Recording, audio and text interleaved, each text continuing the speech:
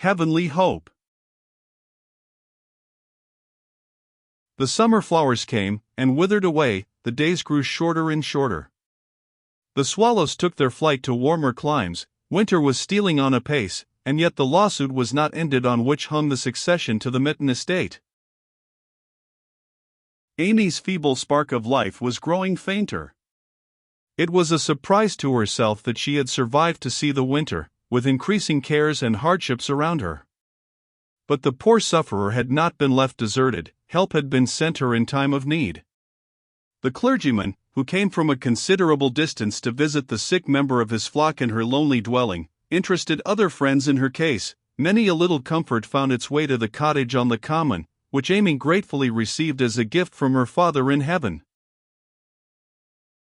A few days before Christmas, when the wide common looked like an almost unbroken sheet of snow, the rough and little used cart track across it being entirely hidden from view, little May sat on her low wooden stool at the feet of her sister. The poor child looked thinner and more thoughtful than she had done in the spring, when this story opened. There was no sound of wood chopping from the shed, which was itself falling into decay. Mitten had now gone, as he often went, to the nearest public house to get a sight of the papers, for the tedious suit was apparently at length drawing near to its close.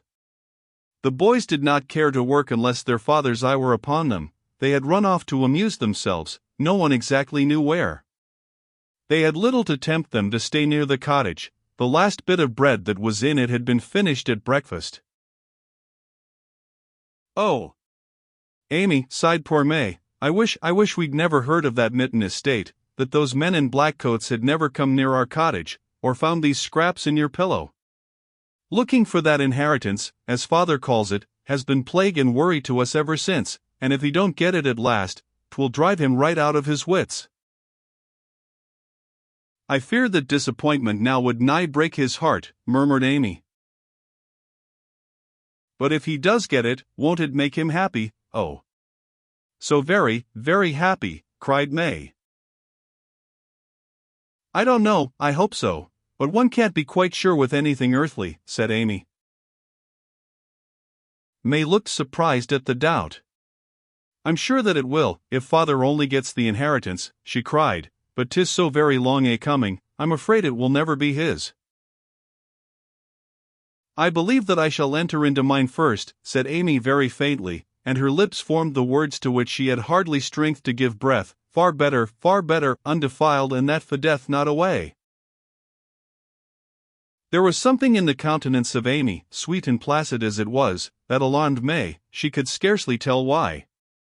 The child rose hastily and ran to the door. She felt more anxious than she had ever before been for her father's return. Scarcely had May opened the door, when Mitten's shadow fell on the threshold. She had not heard his footsteps on the deep snow. The face of Silas was pale with excitement, even his lips were bloodless, and wild eagerness was in his eyes. He clutched in his hand a telegram paper, having met the bearer in the way. May saw at once that great tidings had arrived, but scarcely knew whether Mitten's strange manner betokened the excess of despair or of joy. She was not long left in doubt. With the loud exclamation, "I have it!" the inheritor of Mitten strode into the cottage up to the place where Amy was seated. Perhaps she had heard the exclamation of triumph, for there was a smile on her lips, but it might have been left there by a thought of deeper, sweeter joy than any that his tidings could give. Amy's expectations had been realized. She had entered on her inheritance of life, and peace, and bliss. Very often in succeeding years did May Mitten think on the doubt expressed by her dying sister as to whether the possession of an estate would make their father happy. It certainly never did so. The chopper of faggots, uneducated, unfitted to mix in the society of those now his equals, proud and shy, afraid of ridicule, and painfully conscious that his rustic manner must expose him to it, was more miserable in his fine old mansion than he had been in his lonely cottage. The conduct of Joe and David planted his pillow with thorns. They were sent to a fashionable school, where they learned, indeed, much that gentlemen's sons are expected to know, but with it, acquired habits of reckless extravagance and folly. The boys thought themselves far more of gentlemen than their uneducated father could be, and Mitten bitterly felt that they did so. They wasted his money, despised his control, embittered his life by their excesses, and at last disgraced themselves in the sight of the world. To Mitten and his two younger sons, the inheritance so eagerly desired had brought sorrow, disappointment, and shame. It was not so with May, or with Silas her eldest brother. They never set their hearts upon riches, nor chose their portion here.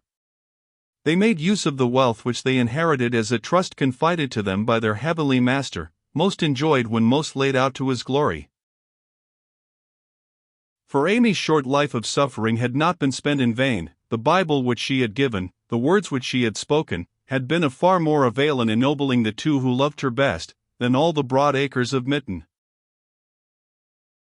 May, amidst many family trials, pursued her course of usefulness and humble faith, cheered by the hope of rejoining her sister, and rejoicing with her forever, in that bright inheritance above which the Lord hath prepared for them that love him. A saint, or a Christian in character.